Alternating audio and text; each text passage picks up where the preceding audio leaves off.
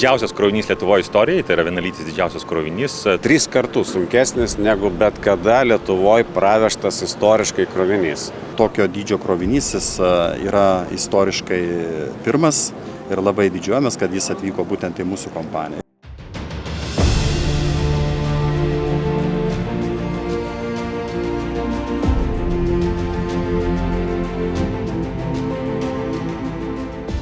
Atvykęs krovinys yra iš Italijos, gamintas vienoje iš 2 gamyklų Europoje, kur virinami ir daromi tokio dydžio vadinamieji reaktoriai aparatai. Tai iš tikrųjų tai yra rimtas renginys, senutės storis techniškai kalbant yra 35 cm ir pervežimas ir krova tai yra vienas atsakingiausių momentų.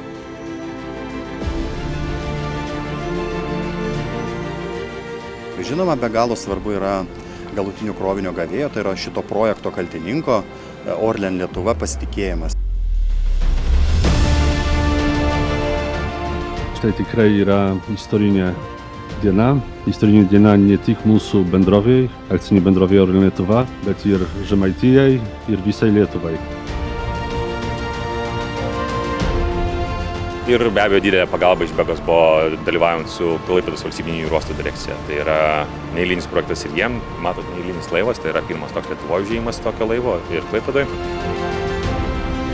Turėjome atlikti inžinerinius skaičiavimus, patikrinti krantines, patikrinti dangas, patikrinti maršrutą. Buvo atliekami projektavimo darbai, inžineriniai vertinimai. Galų gale atvyko parengiamieji elementai, parengiamosios medžiagos krovinio priėmimui, tai buvo atskiri laivai, juos teko priimti, iškrauti, sumontavome apkrovos nuėmimo arba vadinamą paskirstymo platformą.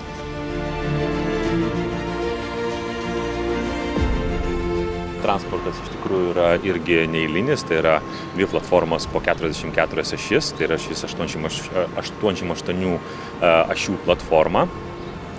Krovinys dedasi ant 2 pasukamų balnų, jeigu taip galim pavadinti. Kas yra labai svarbu, kad mes visą tai darydami galėjom padaryti taip tvarkingai, preciziškai, tiksliai, žinot, taip, kaip gali būti padaryti, įvardinčiau čiut ne kaip vaistininkai.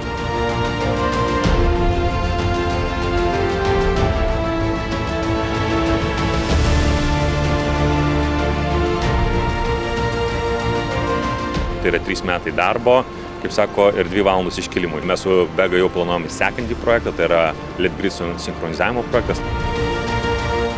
We are also expecting to deliver another 6 very important cargo, which are heavy. These should be delivered later this year to Bega.